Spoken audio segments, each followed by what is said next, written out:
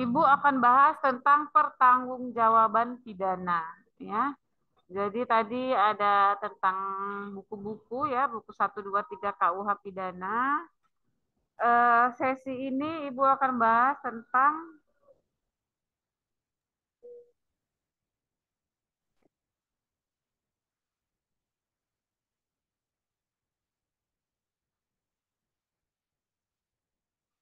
bentar ya.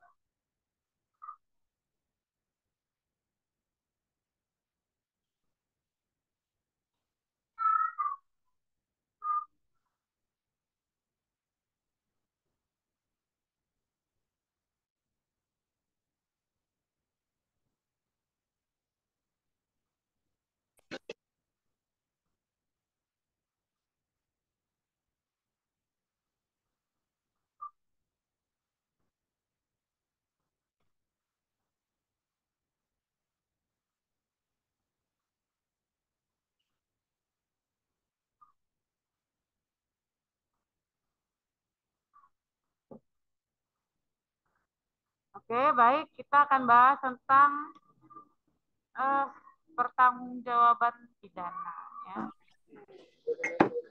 Jadi apa itu pertanggungjawaban pidana, ya?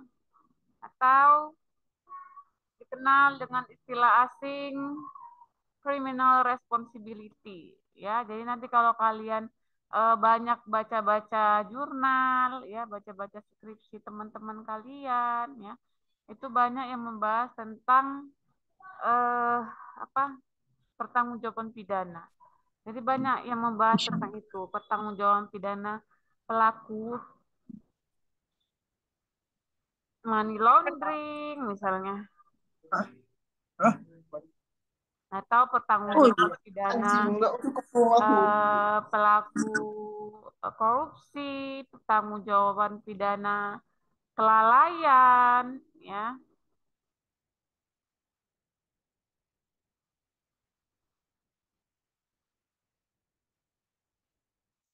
Jadi memang banyak ya eh, orang-orang yang membahas terkait tentang pertanggungjawaban pidana ini, ya. Nah, kemudian apa itu pertanggungjawaban pidana atau criminal responsibility, ya. Nah, pertanggungjawaban pidana ini adalah merupakan suatu yang dia itu eh, kalau dia dalam konsep, ya, kalau dalam konsep KUHP terbaru, ya, KUHP terbaru yang baru mau dikeluarkan oleh pemerintah ini, pertanggungjawaban pidana ini adalah jangan diteruskannya celaan yang objektif ada pada tindakan berdasarkan hukum yang berlaku secara subjektif kepada pembuat yang memenuhi syarat-syarat undang-undang yang dapat dikenai pidana karena perbuatannya itu. Ya. Itu menurut KUHP terbaru. Ya. Jadi pertanggungjawaban pidana ini bisa diartikan secara sederhana bahwa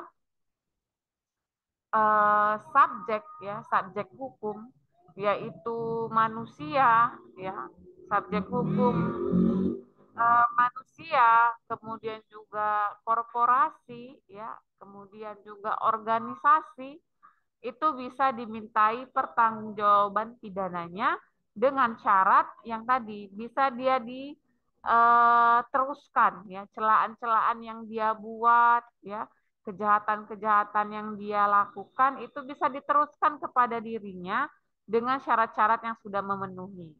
Artinya pertanggungjawaban pidana ini seseorang atau suatu kelompok atau suatu korporasi itu memiliki tanggung jawab, ya, memiliki tanggung jawab terhadap hukum pidana yang ada, ya. Jadi pertanggungjawaban pidana itu dia bertanggung jawab secara publik, bertanggung jawab secara pidana, ya. Nah, kemudian pertanggungjawaban pidana ini juga harus memenuhi beberapa ketentuan. Salah satunya itu adalah ada yang namanya hukum pidana yang dia langgar atau dia lakukan. Ya. Jadi dalam suatu diri manusia atau korporasi itu ada tindak pidana atau perbuatan pidana atau pelanggaran yang dia lakukan. Jadi kalau tidak ada ya tidak bisa gitu. Nah, ada beberapa perbuatan pidana yang bisa dimintai pertanggungjawaban pidananya. Yang pertama adalah perbuatan yang dilarang. Perbuatan yang dilarang ini ada pada buku kedua KUHP pidana tadi ya tentang kejahatan. Jadi orang-orang yang dimintai pertanggungjawaban pidana ini dia harus melakukan yang namanya perbuatan yang dilarang atau kejahatan ya sesuai dengan buku kedua gitu ya. Kemudian syarat yang kedua yang melakukan perbuatan yang dilarang ini adalah orang atau kelompok, organisasi ya, atau juga bisa masuk sekarang korporasi.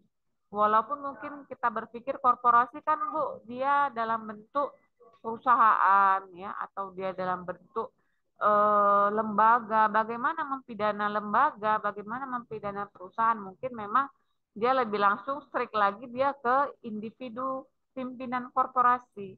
Misalnya mungkin direkturnya gitu. Atau mungkin yang lebih bertanggung jawab pemegang saham atau yang bertanggung jawab lagi mungkin dewan komisioner gitu. Jadi korporasi tetap bisa ya walaupun subjek hukum itu memang dia orang manusia ya. Tetapi korporasi juga bisa dimintai pertanggungjawaban pidananya ya. Kemudian syarat yang ketiga adalah pidana ini yang diancamkan ya. Jadi pidana ini memiliki sanksi hukum yang berat. Ya. Jadi salah satu syaratnya itu dia memiliki eh, kejahatan atau berfitnya itu atau deliknya yang dia lakukan itu memiliki sanksi yang berat. Misalnya ya seperti narkotika ya, dia sebagai kurir atau dia sebagai produsen ya. Nah, ini merupakan orang-orang yang bisa dimintai pertanggungjawaban pidana ya. Kemudian misalnya terkait dengan kasus korupsi ya, itu juga merupakan bahkan itu extraordinary crime ya perbuatan pidana yang benar-benar ancamannya itu luar biasa. Jadi tindak pidana yang dibuat oleh seseorang ini adalah tindak pidana yang dia itu sanksi hukumnya berat dan memang bisa dimintai pertanggungjawabannya ya. Nah, kemudian ada juga beberapa pengertian pertanggungjawaban pidana ya dari beberapa para pakar. Yang pertama itu ada dari Simons. Simons menyatakan bahwa kemampuan bertanggung jawab dapat diartikan sebagai suatu keadaan psikis demikian yang membenarkan adanya penerapan suatu upaya pemidanaan, baik dilihat dari sudut umum maupun orangnya. Kemudian Simons menyatakan bahwa seseorang mampu bertanggung jawab. Jadi Simons ini mengartikan bahwa dalam keadaan psikis ya fisik ya dia bisa dimintai pertanggungjawaban pidana. Dan apalagi mental ya, fisik dan mental.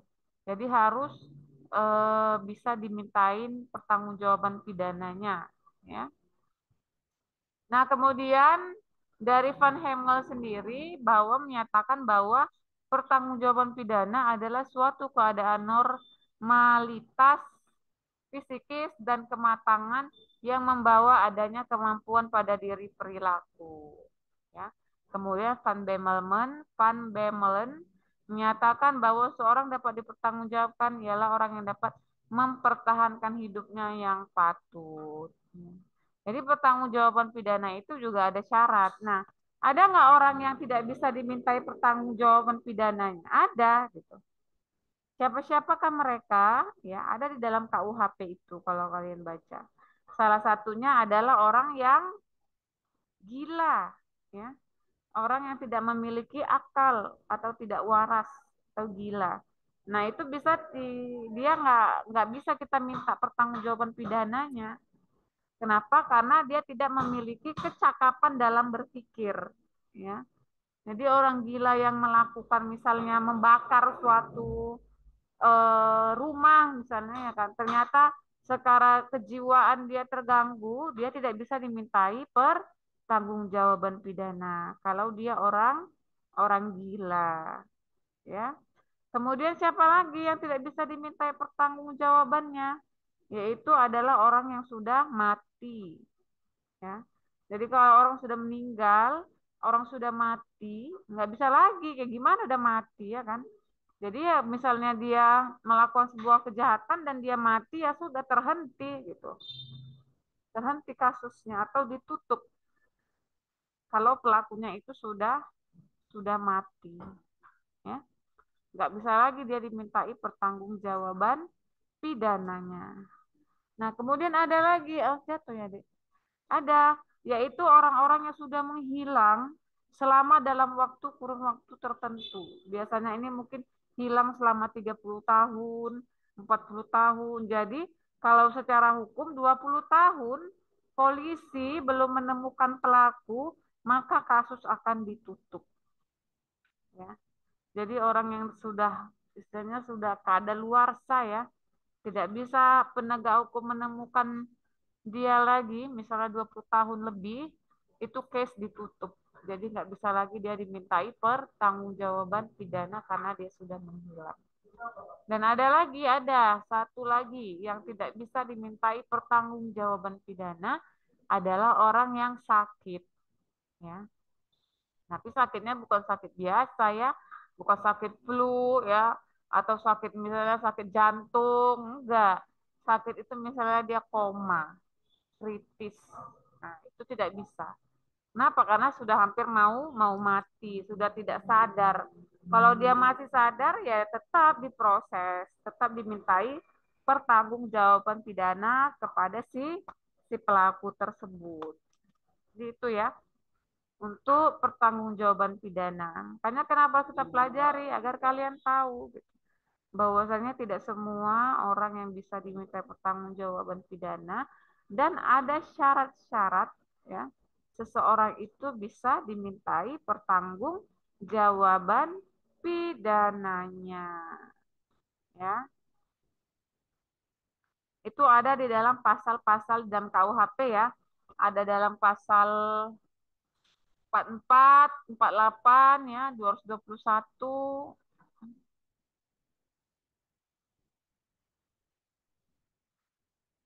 Nah, kemudian untuk syarat juga bisa dimintai pertanggungjawaban pidana itu ya, kalau kita melaporkan seseorang dan itu bisa diproses oleh hukum, harus ada minimal 2 alat bukti. Nah, ini kita belum masuk ya ke pasal alat-alat bukti ya.